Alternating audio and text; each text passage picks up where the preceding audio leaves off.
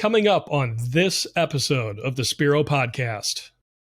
So think now, as you're out there driving from shoot to shoot or wherever you're at, listen to this. Do you act immediately to make a decision? Do you care about everyone's feelings and want to hear what everyone thinks before you make a decision? Do you just want the big idea? You're a dreamer, you're a visionary. You don't care about the details. Or do you want to know all the details because you're a planner and you will make decisions according to the details in your plan? Welcome to the Spiro podcast, managing your real estate photography and videography business. With your hosts, Todd Kivimaki and Craig Magrum. Hi, and welcome to the Spiro podcast, managing your real estate photography and videography business. Spiro is a software platform designed to help you manage your day-to-day business and really help you scale your business up to serve your customers well. Hey, I'm Craig Magrum, host of the podcast, and with me each and every week, our owner and co-host of the podcast, Todd Kivimaki. Welcome back, Todd. Craig, good to see you. Hey, good to be back with everybody. Hope you had a good Thanksgiving a couple of weeks ago. Thanks for giving us the week off there. We did not get to anything new, so it is fabulous to be back. I'm excited about a few things we have going on today on the show. Yeah. It's going to be a good topic. Getting into some, I don't want to call it theory, but some really good material, educational material to help you move your business forward. So that is coming up. All right. Well, before we dive into the main topic this week, Todd, there's been some very exciting, one in particular to me that I'm excited about that I know a lot of users have asked about, but some new features to Spiro that we want to bring people up to speed on. Yeah, we'll just quickly give them here. So, Craig, I'm trying to think of the one that you're maybe drag and drop multiple images. Is that? Nope, not that one. No, okay. So you can rearrange, you can click many images and rearrange those inside your gallery if you're rearranging inside of Spiro. Previously, you could only do one. Now you can do many. You can automatically white label. This is probably what it is, Craig. You can white label you can white label any page in the system now. So, and you can do it automatically. You can trigger it automatically. So that is inside your company settings. The one that Craig's the most excited about, I believe, is the property websites. So those property websites, no, it's not. It's the you mentioned it. It was the white labeling. I mean, that's awesome. Or right, but the white labeling, so you can do like the property websites. You can do your client booking page where you log in, where your photographers log. Yeah, so that is the property websites can now be yourdomain.com or it can be pages.yourdomain.com. So excited about that. We want it to be your brand. It's never that we didn't want it to be your brand. Just when we launched, we were still putting levers in place to make it your brand. So I have I'm not pertinent to saying Spiro anywhere. I know it means nothing to your realtors. We just had to get the development in there. So William had a baby who's our director of engineering and a partner in Spiro. So other things. We let him have 4 hours of sleep a night, I was joking with the team then. Like I'm gonna let William sleep 4 hours. I'll be kind and he's a partner. I mean, he can do whatever he wants. So he probably sleeps less than that. Some other cool things. Mike Odo gave us a great idea to put Google Analytics and Metapixel tracking on the agent level. Remember, your agents, when they post an unbranded link to the MLS, they don't know anything about that traffic. So that is just traffic that they can never capture. Remember, it's unbranded. And the cool thing about putting those codes on the property websites as an agent is now as an agent, you can retarget those people that visit. I think it's genius. It's a great idea. That's one I'm like, Matt, I never thought about, but so fortunate that Mike is like, hey, can you do this? It's like, yes, that's a great idea. So that's launched. Many of other things are going in there as well. I also wanted to take a quick pivot here. So that's what's happening with like Todd at Spiro, but I want to give Todd at WOW as well. Hopefully that's helpful to your listeners. I'm just going to try to give you the big points of what we are all working on at WOW at this point. Today is the first day of December. So while you're listening at this, it might be the first week of December if this just came out. But we are thinking about client gifts. Okay, so I've got some bundles here. We have a fabulous little company. This is only going to correlate to you people on YouTube. But we have a local company that has the best coffee and the best baked goods and treats And they do nice boxes. They'll ship them straight to your clients. They package them nicely. And we can take in a company photo. Christmas card is typically what we do. And we do a sticker that they use on the box. But we have those defined. Just to give you guys some more, we picked a $35 tier, a $55 tier, and a $100 tier. And then all the sales team will decide where those go, where that allocation of money goes. So the next question you ask me is, how do I know how much money to allocate? How much should I spend on client gifts? This is somewhat a personal decision. Give as much as you want to, as much as you feel comfortable. What we do is we defined a budget. So each location gets a total budget or a base budget. That's just because if you have a smaller market, they don't get overlooked. Okay, so for those of you out there just looking at, how much should I give for my clients? I'm trying to think of how I even give you guys a percentage here. I think about 1% of total revenue is probably what we're doing here. Maybe a little over that, if my math's correct. But anyways, we're allocating $3,200 if that helps you guys to our clients. We did 12,000 shoots last year. So if you are shooting 1,000 a year, spend $400 or $500 on client gifts, take care of your VIPs, or just take something into an office that's important to you. Mm-hmm. So that's client gifts. If you guys have more questions about client gifts, you can I'm reachable. hello@spiro.media. The other thing that we're doing, and I'll take 2 more minutes here just because I want you guys to know what we're doing to build our real estate media company. We are looking at job titles and descriptions right now. So right now, if you're on the YouTube, you see WVT training department. We are hiring a new individual to help Ryan with training as that department grows and we scale. So he has taken all of the duties and he's put them on a sheet. And there's many sheets here. We're doing that completely as a leadership team. So if it's just you and you're going to grow and scale, what you need to do is you need to write down what those individuals are going to do. That's how you begin. You take tasks to build job descriptions. Craig, the last thing that we're doing is we're looking at, and you've seen some of this with Steve, but we're looking at data. So here's our data here, and I'll show that quick because it's got sensitive data on here. I don't mind sharing the high level things, but we looked at 22, what our goal was in 22, what actually happened in 22, and then the percent to goal in the market share. And then we compare that with 23, the same things, what our goal was, what we actually did in 23, percent to goal in market share, and then we projected the rest of 23. What that is going to allow us to do is that's going to allow us to project for 24. So one, how did we do with 23? The cool thing was we grew about 5% market share as a combined total in our areas, which is great. If you're not tracking market share, please do. I think we talked about it a few podcasts ago. We talked about the rep conference with Eli, huge number to track. But I would suggest that you all out there look at what 23 did for you and then try to set some goals for 24, just so you know where you're at. Right. I'll tell you that what I was talking with Steve about yesterday. Steve is our VP of sales and business development. Is month to month, I like having kind of a pulse on how my month is going and where my numbers, my number of shoots is compared to that time last year. So having that access to that kind of data, I know what my pace is. I know, okay, do I need to pick up the phone and make some more phone calls? Do I need to make some more in-person appointments? And then just having that constant data in metrics helps me stay focused and motivated to continue to work hard and to grow the business. I do have a competitive streak in me. I'm usually fairly laid back in most things, but when it comes to this sort of thing, I want that data so that I don't ever want to lose ground. I feel like a failure if I'm losing ground. Now there's forces in the market that, like right now we're dealing with inventory shortage that I can't help. I can't control that. Right. But I can look at, like you said, Todd, market share.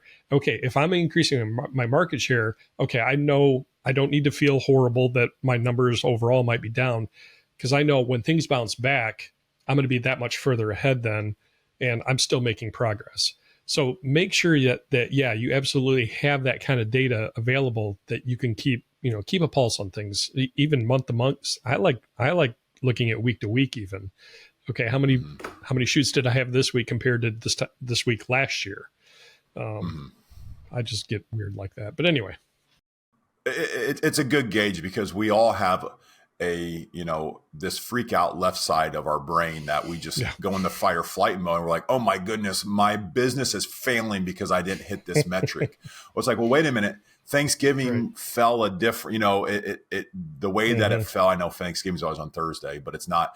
Christmas or a holiday, July 4th holiday will screw up your July. If you're looking at it, it'll screw up July every year because sometimes it's different every year.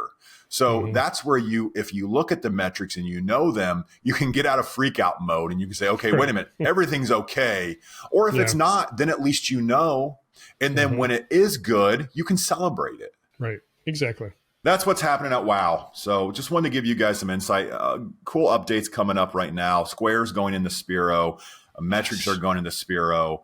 The white labeling hit, like we said. We are also putting an agent to agent referral. That's a give and a get.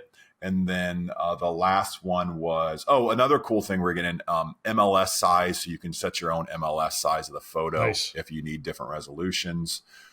So some really good stuff going in there. I'm forgetting one, Craig, but it's cool. Yeah. We'll push out an update on email. We try to keep you updated on those. So. Interactive floor plans. Oh, that's right. That's what it was. Yeah. That was a neat one. Yeah. Okay. Enough about Spiro, enough about WOW. If you have questions, I'm not joking. If you have a business question, email me. hello@spiro.media. Many of you do out there. If you're like, I don't want to email him, will he respond? Try me. Just email me and I might not get you an answer. If it's a business question, I might not get you an answer immediately, but I will get you an answer and I'll try to push you with whatever knowledge I have or all of the stupid things that I've done in the past. Plus, it gives us something to talk about on the podcast as well. So if there's something you want to see addressed on the podcast, again, hello@spiro.media. All right. Yeah. Well, Todd, let's dive into this week's topic. Any business owner, when you're building a business, there are 20 bazillion decisions that you need to make in the course of, minutes and hours and days and weeks and months and years. And that can be kind of crippling or paralyzing if you're not used to a large number of decisions that you have to make. You got to prioritize things. You got to filter things. So you had a really good idea for a topic this week in how to make decisions. Yeah, thank you, Craig. So we all, and I'm sorry, I literally sent Craig a screenshot when I'm like, this is what we're going to talk about today. I didn't set any Full of it disclosure. up. But this is a topic that I love. We actually did this at our church group this last Sunday. And Brad and Carrie, some of our pastors, Brad is, and Carrie, she's a psychologist. So they bring a really cool perspective in this. So I know if you're all rolling your eyes like, oh, we're going to go touchy-feeling again. I will just say, please stay with me, because if I would have known this information 20 years ago when I started WOW, I would have, oh my goodness, like my leadership, who knows where we'd be at today. And this is such valuable information, not just if you want to grow and scale a team, but literally like if you want to interact with any other human being in your lifetime. It's important to understand how we are wired as human beings. So we're going to talk about decision-making approaches today. And there's 4 main types of approaches. And let's just go through them. Yeah, absolutely. The first one is titled We Act. So, and I guess let me set this up quickly. Try to think about what you are in these 4 approaches. And then once you understand the 4 different approaches, let's think about what your spouse is or what your significant other, if you're dating still. Let's think about what your employees are, what your photographers are, what your virtual assistants are. Let's think about how this connects with all relationships in your life. So the first is we act.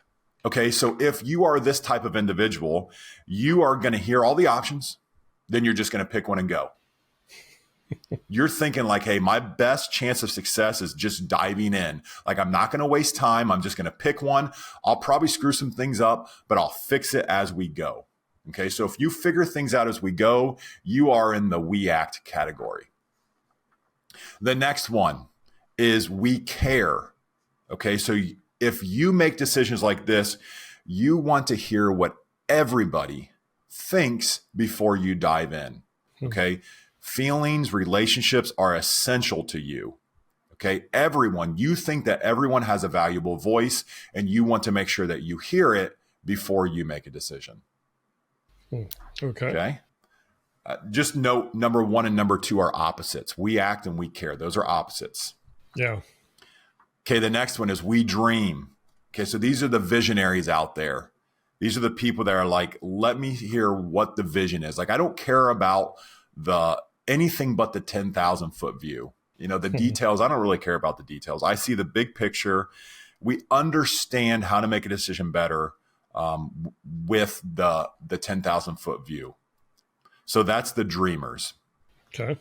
And the last one is titled We Plan. Okay. So if you're a planner, I mean, you already know what this is, but you're going to hear all the details. You want to know everything. Okay. So these are the 2-hour calls. If I'm on you with Spiro, you're like, okay, I want to know everything. That's the planners. I don't take offense to it. We'll just go over all the details. You want to know all the details before you understand where we're headed. Also, you think if we plan effectively, we'll know the guidelines and we will be successful because we have planned for everything in the guidelines that meets the details. Okay? So think now, as you're out there driving from shoot to shoot or wherever you're at, listen to this. Do you act immediately to make a decision? Do you care about everyone's feelings and want to hear what everyone thinks before you make a decision? Do you just want the big idea? You're a dreamer, you're a visionary. You don't care about the details. Or do you want to know all the details because you're a planner and you will make decisions according to the details in your plan? So interesting thing. Craig, what do you think you are? I am definitely a planner. I analyze things to death before I make a decision. I'm trying to think of like every negative outcome that there could be, and okay, how do I avoid that? So yeah, I'm definitely a planner, but with a little bit of caring as well. Mm-hmm. And I think I'm seeing, and correct me if I'm wrong, Todd, but with these 4 categories, I almost see this lining up with the DISC profile, the 4 categories of the DISC. Yeah, it does. The neat thing about it is I didn't think about it in a decision-making approach. And so I have a story I'll end with, which I overlooked this year with my leadership team. So at the end of last year, 2022, I decided that I needed to build a leadership team to make all the decisions and to empower them to grow and scale WOW, our media company. And if I would have thought about it in this capacity, I'll give you the story at the end, but it does definitely tie in with some of your DISC profiles or your Enneagram, whatever you use out there, but it definitely is personality driven. Mm-hmm. So Craig, let's talk about let's go back to the top category and you guys out there, you guys and girls, let's think about this. So people who act right away. Okay. If you act right away, you want to hear the options and you're going to pick one quickly. What is good about that? Well, the things that we wrote down as a team, and I did this exercise with my team, is they get stuff done. Mm-hmm. If you act right away, you're going to get things done. You make progress quickly. And doing that, you at least, if you make a decision, you have data for the future. So you're not wondering what might happen. You have it right away. Okay. Yep. So these are the people that are going to get stuff done. They might plow through some people to get it done because they're just going to act. All right. So let's go to the opposite of acting, which is we care. Okay. What's good about people who care, Craig? Well, I would say you are much better at building a team and getting consensus, and people feel valued, that they're being heard and listened to. And so you have a really good team culture. Exactly. Yep. Hit it on the head. Better attitudes, better morale. You're going to build trust with people. Everybody's going to feel included and like they're part of the team. That's a positive about we care. Okay. Let's think about the dreamers.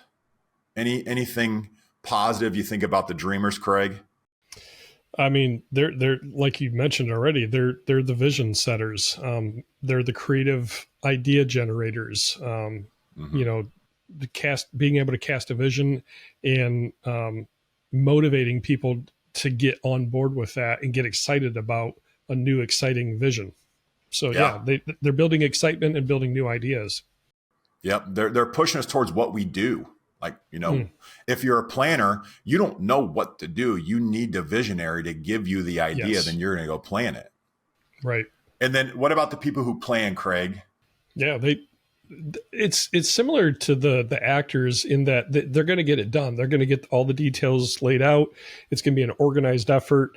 You're not going to be stumbling as much along the way in executing the vision or acting and getting the things done. They're your organizers and they have really good focus. Exactly. Yeah. Clear path that they're going to have. There's probably going to be less mistakes because they've planned for all of the different situations. So those are all the positives about acting and caring and dreaming and planning. Now there's some negatives about those as well. If someone acts right away, some negatives are they're going to make mistakes. Okay. They're not really concerned with feelings like we mentioned. So these people are just plowing through. They're going to make mistakes. The opposite of we act is we care. Some negative things about people who care are it's slower. I would say they take forever to make a decision. Take forever to make a decision. You got it. Yeah.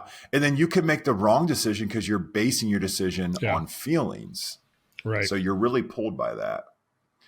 You're dreamers. Some negative things about people who make a decision if they're dreamers, decision making if you're a dreamer, is you get caught. You can get caught from one dream to the next. You might not ever take an action or finish an idea because you get into it a little bit and then you have the next idea. and you can be pretty disruptive because you care about the 10,000 foot view, and rightfully so. That's the way you think that the plan's going to be executed. But the people underneath that can get looked over. And then planners, that negative thing about if you plan, and if you're a planner out there, what are the negative things about this? Let's think about that. You get caught in the details, right?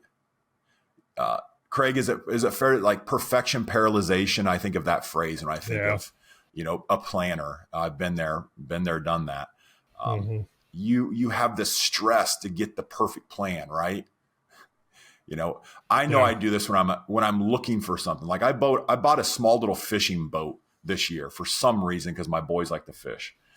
So when I have 42 tabs opened up to 42 different fishing boats in Facebook Marketplace and Google and Craigslist and all, I'm like, okay, Todd, there's not a perfect plan for this. Like you need to calm down a little bit. It slowed me down. You research things to death. Yeah. That's me. Yeah. Yeah. So can I add something to that? Yeah, please do. Another negative to the planning side, that the planners on making a decision is if a part of a plan or a plan goes south, if it fails, man, the condemnation that you feel, the guilt that you feel, the failure that you feel, it can hit you really hard because you planned all this out. You knew this was going to work and things fail. Best laid plans, right? But that can really hit you individually, pride, whatever. I'm thinking, times I made plans and they failed. I'm like, I felt like crud afterwards. Yeah. Cause you feel like you should have planned for that. And Ryan actually said that very similar thing, Craig, is, he just, and then you feel terrible, when that plan fails. Let me tell you my story behind how I use this. Okay. And I'm hoping to do this so that you will use this in a somewhat similar fashion. Your story might not be the same as mine. So, one fun thing to think about right now is just a quick tangent. If you're married, what does your spouse, what personality type is your spouse? Just a fun thing to think about. Think about what you are, think about what your spouse is. Okay, so let me tie in the idea of how I use this from a business perspective and how I use this to fill some gaps at WOW and move our team along. So like I mentioned at the end of last year, 2022, I decided that I was going to work on Spiro and spend I wanted to devote as much time on Spiro as possible.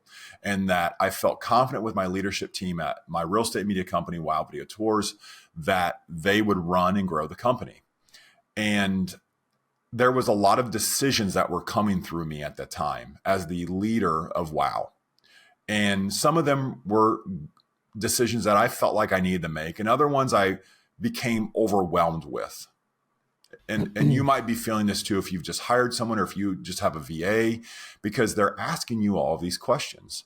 So I had the idea that I needed to empower my team and align us all so that they could make decisions. Now, let me tell you about my team. On my team, I have 2 planners and I have 1 we care. So that was the leadership team. And I historically was a we act type of personality. Although I'm a whole bunch of messed up, I would really put myself in every category. We won't talk about my problems, but I had been acting. I had been acting as a we act. So I take my we act hat off and I give this rah-rah speech to the team that I trust them, because I truly do. I trust them to make the decisions that they were coming to me about. I encourage them that it was okay to make mistakes, that I make mistakes, and I'm okay if they make mistakes. I wanted them to make the decisions, and I wanted them to follow, what they thought was right, because I truly feel as though they know better than me. So I took my we act hat off. Now remember, I have 2 planners and I have 1 we care. And I realized that I should have never completely taken the we act hat off. Because what happened was I had countless plans created. Literally, I will tell you, and Craig knows these individuals on a personal level. The 2 planners in my office, we had plans for days. We had plan after plan. We had months of plans. They were all good plans. And I was trying to encourage my planners to say, hey, I trust you. You can make the right decision. And they did make some decisions, but there was some big decisions that I kept asking them about, and they kept creating a new plan. Okay. Yeah. And then my other individual is a we care, and they just wanted to make sure everybody was okay. They were great at relationships. We ate well. People heard from this individual. They were mending relationships. We've never gotten along better as a company. Yeah. Yeah. So we had happy people. We had a whole bunch of plans, but we didn't really have any action going on. We had some. They did a lot of work this year, but the big things weren't acted on. And it wasn't until I did this activity at church last Sunday that it hit me. I was like, oh my goodness, Todd, you big dummy. You are working with a team that does not have a we act. You historically have done that. You've got fabulous planners and you have fabulous people who care about individuals. And you need to put the we act hat back on. So I did this, and I'll wrap this up and I'll let you guys just email me or call me if you want to talk about this more. But I did this with one of the individuals earlier this week. I went in after Sunday. I went on Monday morning. I used this. I'm like, oh, cool. I got new information. I'm going to use this. And so I asked there was a big decision that needed to be made. And I asked this individual about it, and he gave me all the plans. And he even had a new plan by this time. And I realized that he couldn't make that decision, that he just wanted to know the plan. He had perfect plans. And I literally was like, this is what we can do. I'm like, go ahead, do it. And he's like literally when I said do it, he was like, he asked me, he's like, are you sure? And I'm like, yes, I'm sure. Do it. He's like, can we do it? I'm like, yes, we can do it. No doubt. Like he double checked me. Do we have the money to do it? Right. Do we have the person? And this was for hiring an individual. I'm like, do it. And like, you all should have seen his face when I said, just do it. And yes, relief. Like the room got 10 degrees cooler. His shoulders relaxed. Yep. He was happy. Yep. He told me, and I feel so bad that I made this mistake with him for almost a year. He told me he never slept better than that night. He literally told me that. He was like, that's the best I ever slept. He's like, I got 8 hours of full sleep. I didn't wake up once. Yeah. So what I learned, y'all, was I need to be more in tune. I thought I was trying to build them up to be more leadership capabilities. And they did. They grew a lot in leadership capabilities. And they really did a good job in 23. We grew, the amount we grew and the obstacles we overcame. And you guys know about listings, and you guys are doing these things too. But my team, I'm so proud of them. I just didn't fully realize the way that people make decisions. Yep. And if I could encourage you, I know this is touchy feeling, but this was one of the biggest aha moments I've had almost in 20 years of growing a company. It was just to be a little bit more in tune to those individuals out there. And we all work as a team, because all of the pluses and the minuses that we talked about these 4 decision-making approaches, you need all of them. He had the perfect plan. He just needed me to say, okay, go and do it. And then my people who care are going to come behind when the plan gets a little awry, and they're going to be like, hey, it's okay. We're going to be great. Let's talk about your feelings. Let's do this. So all of the people, there's not a good or a bad decision-making approach. It's just understanding what you are and what your team is. That is the key to making good decisions and growing your business. There you go. And as business owners, you are a leader. Todd, I think I've thought about this in the past, because I've been told, Craig, you're a leader, but all the leadership training I've ever seen correspond to, in the DISC profile, it would be mainly the Ds, the dominant personality. And in the decision-making process that we just talked about, they're the doers, the actors, and they can run over people, and, or they're the dreamers, the visionary setters. And in this podcast, I explained I'm a planner. I don't like running over people. I do like consensus. So there's that caring part of me. But I often don't have the big vision. Now, in one role that I've had in my past, I did have the vision, and I had to act as the doer. But all that to say, there are different types of leadership. So if you are a leader that you're not necessarily the vision setter or the actor, but you have people on your staff that are, empower them to take those type of leadership roles. Or conversely, if you are a doer, an actor, and you do have the vision, realize you can develop leaders, but it's going to be a different type of leadership that is going to manifest in those team members. Not every leader is wired the same. Leadership is really just influence, exerting influence on people. And I, as a planner, I can exert influence on the rest of the team by saying, well, here's the plan to enact the vision. So they're still leaders. You just have to understand what type of leader are they. Yeah.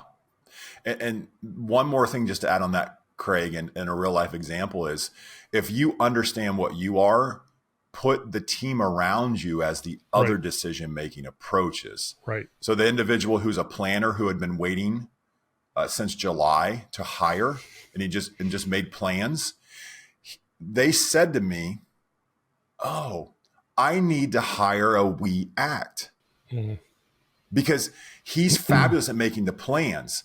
He needs to hire a we act, because that individual is going to take the plan that he creates and they're going to go and do it. And they don't care if they fail. Exactly. And they don't care if a small portion of the plan is not good. They're going to take plan B, because we have plan B, C, D, E, and F, all you planners out there. Maybe you have plan Z. You have that many plans. But a we act person, if A doesn't work, they're going to go right to B, and they already know what the plan is on B. They can't necessarily come up with a plan themselves, but they don't care if they fail. They're just going to go to the next option. So I think it's so key in not only empowering your team, but hiring your team. Who do you need to hire? And the cool thing is once you use this verbiage, like for a customer service department, we're hiring one right there. Jess, our leader, said, hey, we need a we care, because you have to care about people to give customer service, to tell people how to download and unzip a file of images, right? Yep. So exactly. Good stuff. If you want to build good culture at your company and really see a healthy team dynamic that people are excited about coming into work and do the job that you've hired them for, empower them in their decision-making approaches. Great content, Todd. Great ideas. Hey, I stole it from someone else. So Brad and Carrie, thank you. But I was excited to share it because I love this. Honestly, this is giving me so much energy for my company, and to think about how I missed this and the opportunity I have moving forward to actually use this information and get everybody to feel like, oh, great, I know what I need to do now and I can do that. So thanks for listening to me today, y'all. Yeah. If you want to share a comment, if you're watching on YouTube, share what your leadership or decision-making style is. And if you have plans on how you're going to approach, building that team around you to help in the other decision-making styles, feel free to share those. Let's get a conversation going. And again, if you have questions, if you have any topics you'd like to see addressed or any input for Todd, feel free to email hello@spiro.media. Yep. All right. Well, Todd, that's going to wrap things up for another week. And we got a special guest coming up in a couple of episodes I'm pretty excited about. We do. Very excited. We have, I think we just leave it there. We tease it. You're going to want to catch this one. Okay, you're going to catch us in a few weeks, so this is exciting. My background is marketing and advertising. You gotta have a hook, right? But you're going to want to listen to the next couple episodes. It's going to be good. So, all right. Well, that's going to wrap things up for this week. We just want to encourage you. Hey, take a moment, take a breath. We're kind of in a little bit slower season for many of our areas. Just be appreciative of the things that you've been blessed with, and make sure you take a breath. Have a great week. Thank you for joining us for the Spiro Podcast, Managing Your Real Estate Photography and Videography Business. This is a production of Spiro and Wow Video Tours. You can find out more about Spiro's real estate media business management software at our website, spiro.media.